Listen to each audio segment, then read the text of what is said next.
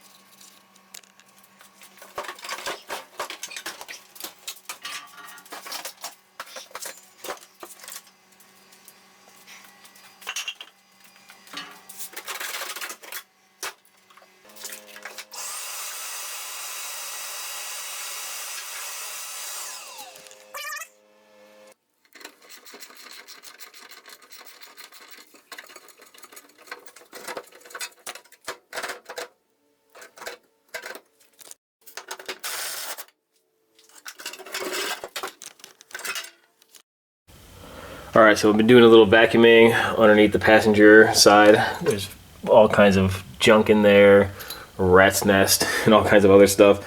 Found an old pack of cigarettes. Nothing left, chewed up. But interestingly enough, I found a vintage Timex watch. So that's pretty cool. Wonder if I can get it working. Takes a licking. Keeps on ticking. We'll see once I change the battery.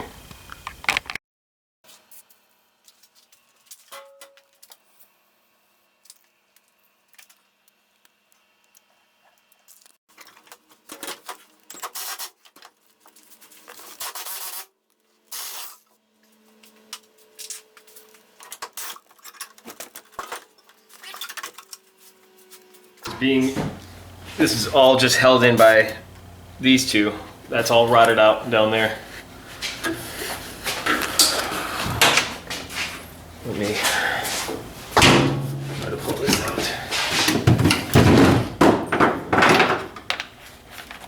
It's gonna have to take a whole rebuild down there.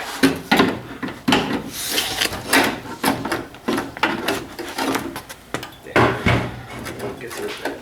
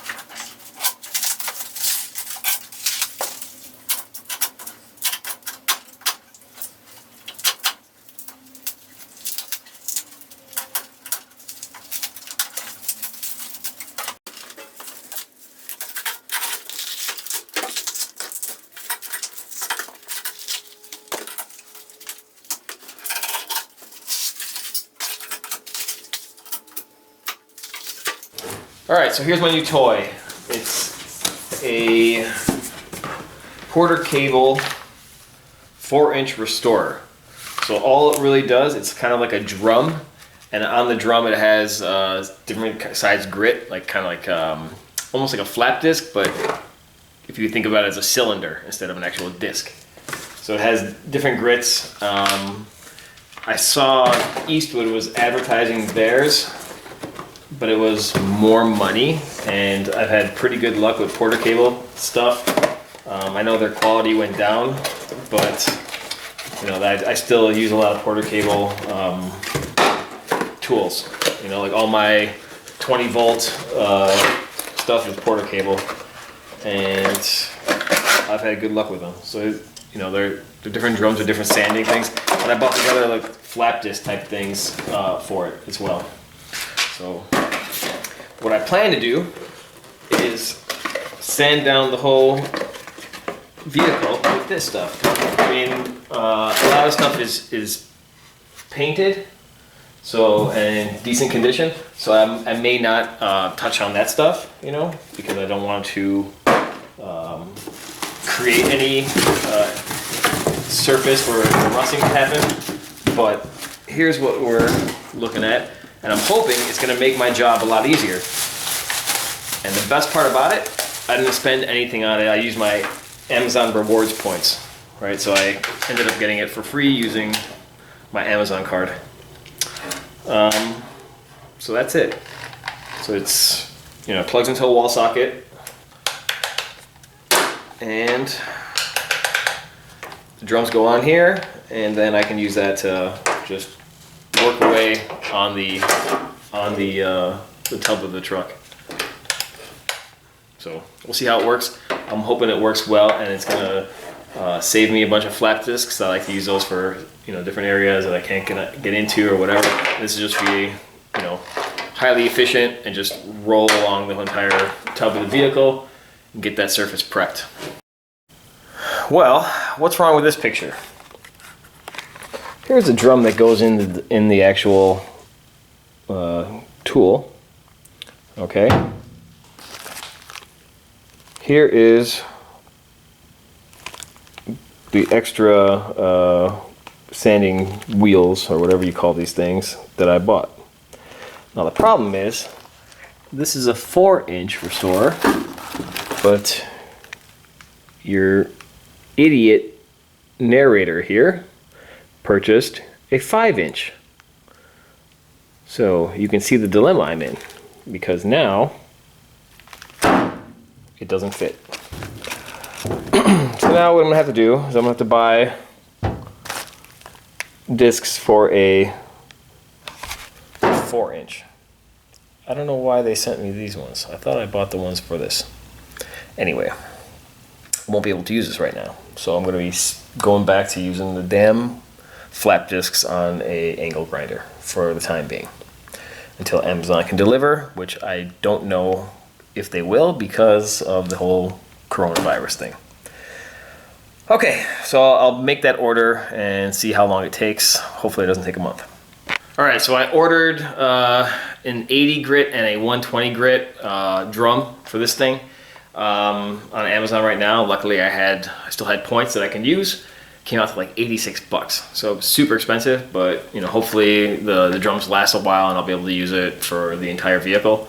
And then maybe afterwards for whatever other projects I have coming up.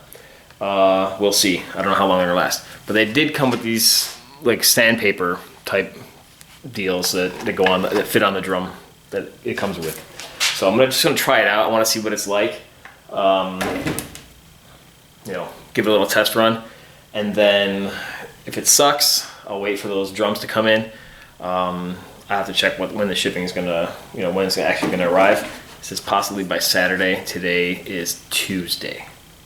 So hopefully it arrives sooner, but we'll see. You know, like I said, there's delays with shipping. So I'm gonna try this out, and then I'll go back to the trusty flap disc.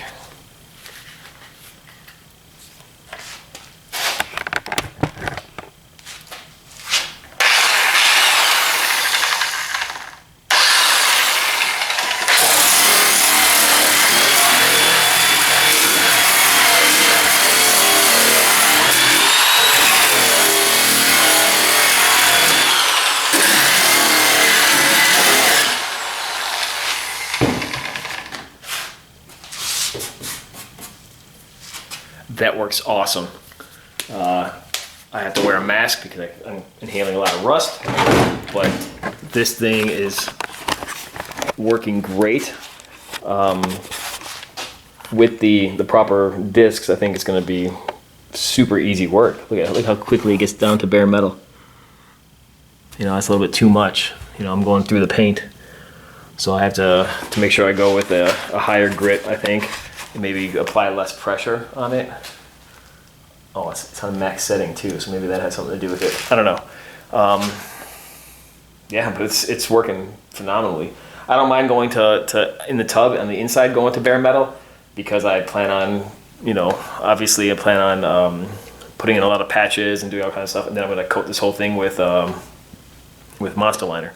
So yeah, but that's an awesome tool, man. It goes by so much quicker, I think, than just with the flat discs on the angle grinder. I may just be being optimistic because it's a new toy, but yeah, it seems like it's doing good work. I don't know if I'm going to try to pull this cage out, so I got to restore this cage too. You can see it is rusty, and you know, I have to clean all this up too. It's falling apart, so I'm probably have to pull out the cage. I'll pull it out, restore it, and then paint it, and then put it back in there once I fix all these holes. You know, I don't know why they would put carpet on here. I'm assuming they put it on there to stop it from creaking and stuff, and making noise. But it's just absorbing water, and look what happens. How soft that is. That's not going to save you. If there's ever a rollover, that's going to go right through you. So I'll have to probably take these out and, you know, fix the whole tub there. You know, put in some thicker steel. All right, back to work.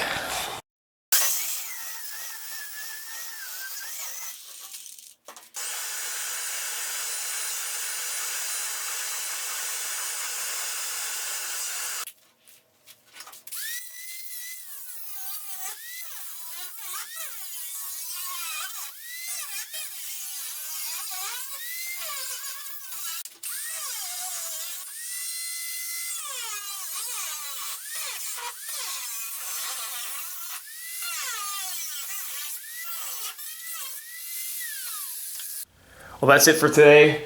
So tomorrow what I'm going to do is I'm going to continue working on this and cutting out all the bad metal. I'm trying to figure out what to do with this. So I want to use this TJ carrier. I was thinking about changing the whole bumper in the back, but this bumper, I think once I clean it up nicely, it'll look better. You know, I'd rather keep it kind of original looking. So I'm torn with what I want to do. I also don't like the bumper that's on the front. It's like a giant pipe. So I was thinking about, since I have that rear TJ bumper with the carrier, using the carrier, somehow modifying it and creating some sort of bracket so it mounts in the back, and then grinding it down and using the rear bumper in the front. It has a little hitch on you know, a receiver on the front and shackles and everything. So I'm thinking about doing that. You know, that way I can fix the front up a little bit, make it look kind of nice. You know, I'll remove these attachment points for the spare tire carrier. You know, and then maybe I'll just put on some different brackets there and put a light bar or something. I don't know. But, you know, if I do that, I still have this smaller carrier. I have this big carrier, right? But that's for a JK. So it's bigger. So, you know, it's a lot wider. This TJ one's smaller. You know, and I think that'll look better. And I'll offset it. You know, because my other issue with that, my other problem I had was these brackets were in the way, right? So if I just put a bumper there, the little post, it comes up right here, and it's, you know, interferes with the opening of the door and all kinds of stuff. So I think that's what I'm going to do. I'm going to have it offset here and somehow create some kind of bracket here and mount it there. Also because I'm gonna have the little decals on here, right? There's like a little 4-wheel drive decal and a little Toyota decal that goes on the side here. You know, I'm gonna make sure I have those on the back of it too, just so it looks, you know, kind of complete. And on my model, since it's a 73, the 73 or 74, I don't know, I have to look at the title. But on my model, the stuff's on this side here. And this side is where the spare tire carrier is, which I don't have, you know, and it mounts here and over here. There was like a little hook, but that was someone else welded on something else there to attach to. But what I'll do is I'll do the same thing. I'll just move it a little bit further down, make a little attachment point there so that that little pin, or that little thing can sit in there so it'll lock. And then have it mounted here. And then, so I cut this out. And what I'm gonna do, because see how it's all bent down and stuff because it had no support, I'm going to put in, you know, I was driving down the street and they were tearing apart a fence, like a big wrought iron fence or a steel fence, and this was in the street. You know, I had 2 pieces. You know, I wish I had more, you know, but I found 2 pieces, and it's gonna be the perfect size for me to put in here. And what I'll do is I'll, you know, cut off the end over there and clean it up, and I'm gonna set it in here. You know, clean this off, cut it off, and that'll be square tubing that'll go here, and I'll weld it in here and create a support, and I'll weld it here and, you know, for support. And then I'll be able to close this. It'll look finished, right? It'll look like just a solid piece of metal there, so you won't have a gap. And then what I'm gonna do is I'm gonna lift this up, and it's the right height for, you know, to put over here. So what I'm gonna do is I'm gonna lift this up and then weld in new sheet metal right here and weld it to this piece, sand it all down, grind it all down, make it all smooth, and it'll look complete. So the rear will be fixed. I'll fix that. I'll cut all this out. They already did a repair here, it looks like, but I'll just clean this all up, weld it back, you know, weld all this back together, grind it all down, make it all smooth, take these out, remove the roll cage. I'll leave it outside for, you know, until I'm ready to fix it, and then weld in all new patch panels here, weld in, cut that out, cut all the rot out, and weld in all new metal.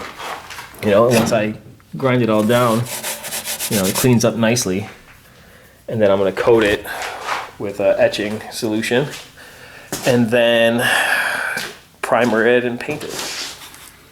And then what I'm going to do with that one is I'm going to put a monster liner on it.